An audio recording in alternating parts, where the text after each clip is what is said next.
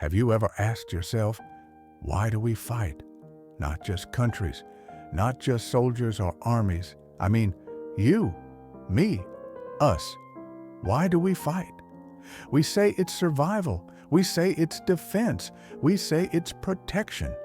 But is it really? What are we protecting and what are we hiding? As children, we are taught to fight long before we are taught to love. Our toys are guns. Our heroes wear armor, and we celebrate the strongest, not the softest. But war isn't always loud. Sometimes it's silent. A cold look, a message never replied, a long pause at the dinner table. Sometimes the battle is out there, and sometimes it's in here, inside. Freud once said, there is a destructive energy in human nature, and civilization is in constant struggle against it. Maybe that's why we scream, because saying I'm hurt feels weak. But screaming, that's just pain echoing through anger. Carl Jung wrote, until you make the unconscious conscious, it will direct your life, and you will call it fate. We think we're fighting others, but what if we're just wrestling with the parts of ourselves we've never dared to face? Our shadow, our story, our scars.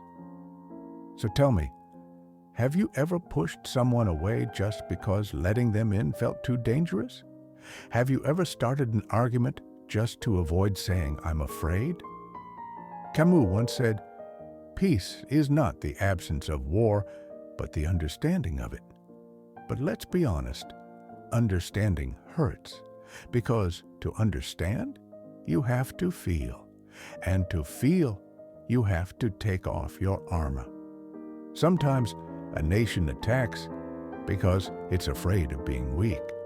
Sometimes a person yells because they never learned how to cry. Fromm said, man is capable of both creation and destruction. What we choose depends on the world we grow up in. If we grow up in fear, we learn to scare others. If we grow up silenced, we silence others too.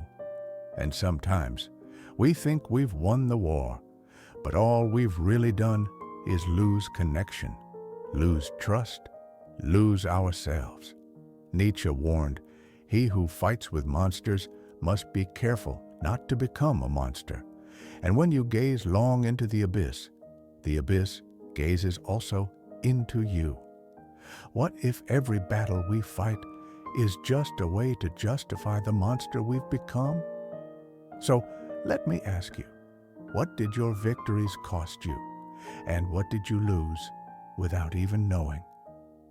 Simone Weil said, war begins when we stop seeing the other as human. Maybe peace begins the moment we look again and actually see not a threat, not a label, but a human being with a story.